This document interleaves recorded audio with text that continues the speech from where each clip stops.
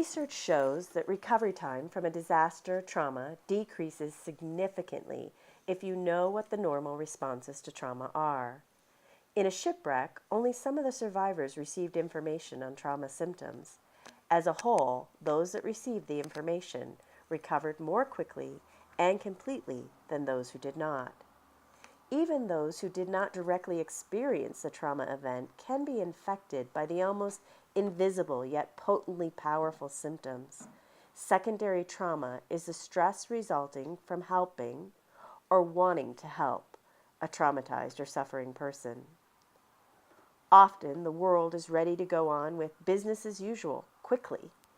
There is a delicate balance between moving forward into the structure and routine of your new life and giving yourself time to experience the emotion and integrate the lessons.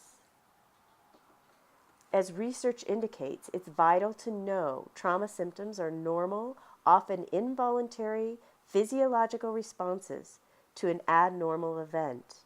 Most humans thrive in a consistent environment. Traumatic events throw off our consistency internally, neurologically, biochemically, and externally, routines, rhythms, structures, and our social interaction with others. Often, after trauma, we unconsciously attempt to rebalance the biochemistry of the body. Increased use of drugs, alcohol, nicotine, caffeine, and sugar to numb out or override the disequilibrium is common. It is more helpful to get back to or create new routines for sleep, exercise, eating, relaxation, and self-care. Eating tryptophan-activating foods such as turkey and potatoes support feeling good and sleepy so the body can recover. Drinking through a suction cup creates an automatic neurological relief. Foot rubs, pedicures, and walking while focusing on your feet can help you ground. Responses often move in a predictable way through the general categories of freeze, flight, and fight. Getting stuck in any one of these can occur on the neurological level and impede your progress. Often, trauma is cumulative. Past unresolved activation will often re-trigger with a new trauma. Initially, freeze responses, shock, disbelief, denial, disorientation, isolation, helplessness, and minimizing the event are common. Even the immune system slows down, creating susceptibility to colds and illnesses. As this lifts, neurosequentially, most move into flight symptoms, restless, fear, anxiety, vigilance, and attempts to avoid people and things associated with the trauma. Numbing out on technology, substances, or rigid patterns of obsessive orderliness also fit in this response pattern. Again, this is a normal attempt to try to create order out of the chaos. Fight is when we might tap into thoughts of, this is not fair, why me? Irritability, restlessness, and outbursts of anger are common here. The good news is neurologically, fight is closer to freedom than freeze and flight.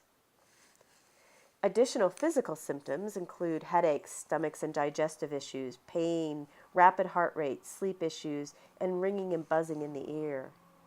Movement in the body is also affected by trauma, unusually high or low energy, restlessness, desire to fidget or depression, sweat, heat, cold flashes, working too quickly or plodding along, tics, constipation, diarrhea, and startled by unexpected noise or touch. Cognitive abilities are also dampened. Your attention span, concentration, and ability to follow instructions or complete work. Memory. It can be difficult to recall the details, conversations, and expectations, and memorizing simple information along with short and long-term memory loss is common.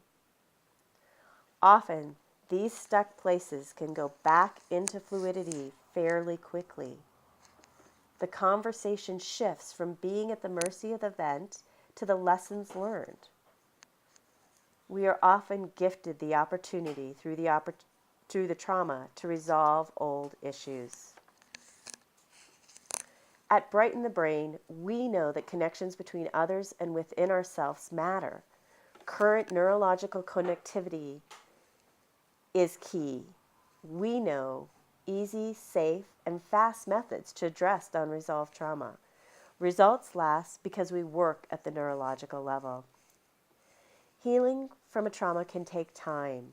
Being kind and gentle with ourselves and others is one of the most important aspects of recovery.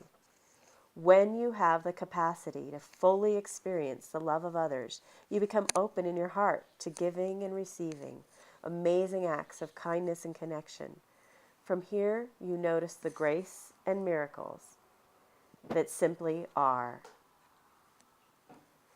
If you have concerns about the rate of your recovery process and want to take a free short symptom survey or read the 5 recovery tools for family, or just call for a free consult, please go to brightenthebrain.com.